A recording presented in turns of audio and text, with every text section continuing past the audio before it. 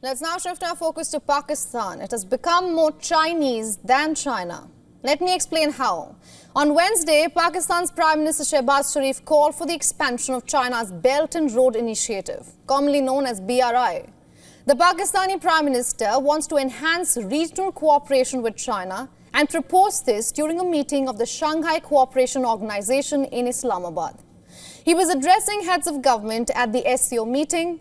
And for the UNWEST, the SCO is a Eurasian security and political group formed in 2001. And this year, Islamabad is hosting the summit, which is being attended by officials from 11 countries, including Russia and India. Pakistan's Prime Minister Shehbaz Sharif backs the expansion of BRI. In other words, Pakistan's leader is taking everything on China and BRI to save the country from economic collapse. Remember, China's Belt and Road Initiative is a $1 trillion plan for global infrastructure and energy networks that China launched a decade ago. The plan includes connecting Asia with Africa and Europe through land and maritime routes. More than 150 countries, including Russia, have signed up to participate in BRI since Xi Jinping unveiled it. And since it was launched almost 10 years ago, the China-Pakistan Economic Corridor has become the centerpiece of the BRI, which aims to build infrastructure, expand trade links and deepen ties across Eurasia and Africa. Over the years, CPEC has morphed in size and scope. Beijing is already investing $25 billion, and some estimates say that the bundle of energy and development projects could reach $62 billion once completed. But one doesn't have to read between the lines to see through China's agenda. You see, the far-reaching project has come to represent China's wider geopolitical ambitions. CPEC forms the backbone of China's presence in Pakistan, symbolizing the all-weather friendship between the two countries.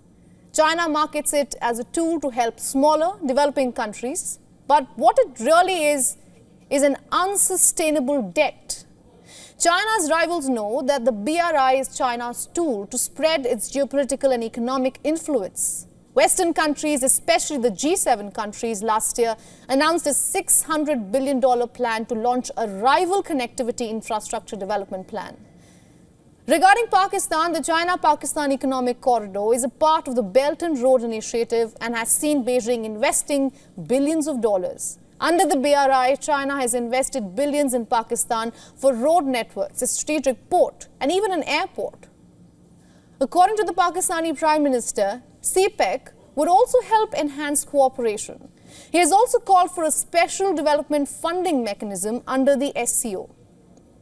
Beijing's growing footprint in Pakistan through CPEC has made it one of the most visible case studies of China's growing presence abroad.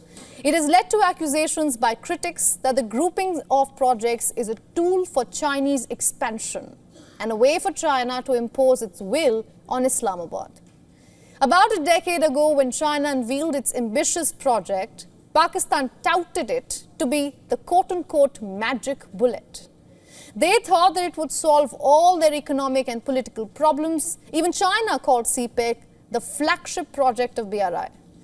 The Chinese plan was to use CPEC to rebuild and stabilize Pakistan, but that has not worked exactly. In fact, far from it. CPEC has proved to be a destabilizing factor. CPEC has ensnared Pakistan into a debt trap. It has foisted every expensive project on Pakistan, a country grappling with political instability, economic troubles and security problems. And naturally, there is growing anger towards the Chinese project amongst the marginalized communities of Pakistan, like the Baloch people. What's more, CPEC has also faltered. The corridor stretching from Gwadar to Balochistan to Khunjerabad Pass in Gilgit-Baltistan is facing significant challenges, and I'm talking about ineffective execution, political instability, financial difficulties, and administrative lethargy. Specifically in Pakistan's Gilgit-Baltistan and Balochistan, security has become a major obstacle. The CPEC route from Gilgit to Gwadar is now the center stage of terror attacks. Militants attack Chinese-linked projects with an aim to prevent China from making full use of CPEC's potential. In Gilgit-Baltistan, the Taliban offshoot Tehreek-e-Taliban Pakistan, also known as the TTP, and other jihadist terror groups, including Islamic State Khorasan, have regularly targeted Pakistani forces and Chinese interests. And this is how they staged their protest against the Pakistani establishment. Meanwhile, in Balochistan, the situation is even worse for the Chinese. If attacks on Pakistani security forces has become the new normal, targeting Chinese projects and nationals are a regular feature. These attacks are a huge reason why almost all big-ticket CPEC projects are languishing in Pakistan. The Gwadar port, which is a crucial part of CPEC, has not seen the anticipated growth. In fact, there is zero commercial activity at the port. The Pakistani government is now mandating that 50% of all government department bulk imports must go through Gwadar, a move aimed at boosting the traffic at Gwadar port. And due to security concerns, Gwadar has become inaccessible to the local Baloch community. And so local resentment towards the Chinese and their Pakistani counterparts is high. It's because the promises made to the local people have not been fulfilled. For the local Baloch citizens, the Chinese are new colonists. They say that Beijing and Islamabad are exploiting their resources. They say that because of them, the Baloch get no real benefits. For China too, CPEC has become a huge dilemma.